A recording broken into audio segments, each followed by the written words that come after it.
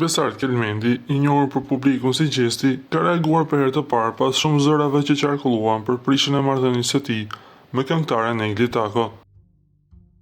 Dysha krijuan një lidhje të afërt brenda shtëpisë së famshme në edicionin e 4, ku ndanë dhe momente intime si puthje në buzë, duke dhënë publikisht emër romancës së tyre. Gjesti ka publikuar projektin e tij më të ri muzikor me titull Veshun Drequ, një këngë që ka tërhequr më njëherë vëmendjen e publikut, jo vetëm për melodinë, por edhe për tekstin me mesazhe të forta personale. Në një nga vargjet, ai këndon: "Kush ka thënë që bashkë nuk kena mo?"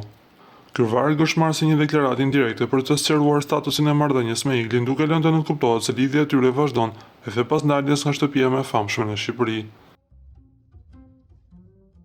Nga ana tjetër, kjo këngë u prit mjaft mirë nga publiku, por me sa duket Egli Takos nuk bëi pëlqen.